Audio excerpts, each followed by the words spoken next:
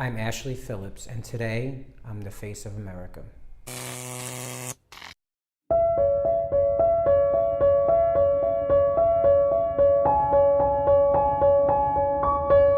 I was born and raised in Corona. I was born to a secular Jewish family. We didn't have, there was a lot of things that, growing up in a public school that I would have had different had I would have been growing up in a yeshiva. But my family was very strict. I was raised by my grandparents. My mother was a substance user. She abused drugs, and she was also a prostitute. And when I was born, my grandfather had taken me home because the choice was either put me up for adoption or take me home.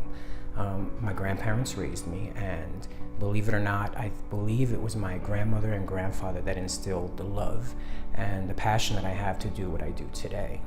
My name is Eshel Phillips. I am the Coordinator of Advocacy and Outreach at GMHC. I'm responsible for multiple clients that come to the agency. I deal with insurance benefits. I help them with navigating entitlements. GMHC is a great organization. Their mission is to end the AIDS epidemic and uplift the lives of those that have been affected by it. And when I saw for the first time people with HIV that didn't look like what I remembered what it looked like during the AIDS epidemic, it was shocking. HIV today is not what it was 20 years ago. But people still have that stigma. People still are fearful of what they don't know.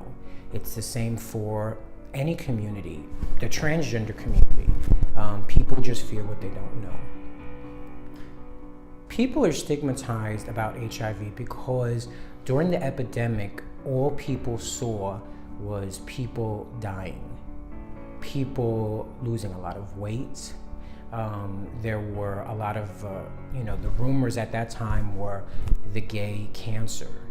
My father had died of AIDS when I was 16, and I didn't know that he was my father until 2012 when my mother had told me, by the way, do you remember, Jose, do you remember, interacting with him? And he was the man from the neighborhood that my mother had, at that time, had a relationship with, or a sexual relationship with. And she said, that was your father. And I remember when visiting him in Elmhurst Hospital when he was on his deathbed and seeing AIDS for the first time. HIV is very high in the transgender community.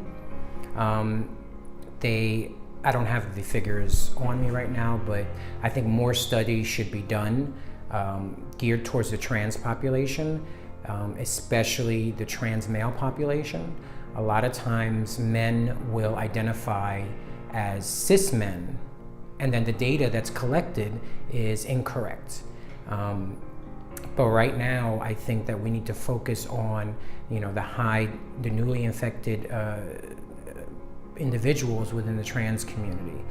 This is very, very important. In order to end the epidemic, then we need to, find more programs and more funding that is geared towards the transgender community. Prevention is, I believe, one of the keys to ending the epidemic. A lot of people make poor choices, which is how they, poor choices or quick choices or rash choices, in the moment choices that, have caused them to acquire the virus. And unfortunately, it's a lot of times it's education. We need to educate folks on how to protect themselves. There are even communities like the Jewish community. They don't teach how to use condoms in a yeshiva. And there's a lot of instances where, there's sexual relations going on in the Jewish community, outside of the Jewish community, and they're not using protection. They don't know how to use protection. And that goes for a lot of people. It's education. Young adults now are growing up with porn, and that's all they see is porn videos. So that in their mind is what they try to portray when they have sexual relations. So a lot of times the quick snap decisions that they make, they throw out the scare of not just HIV, but any STD. there is a move to push for PrEP. PrEP is a great, I would say, protection against acquiring the virus. I take PrEP.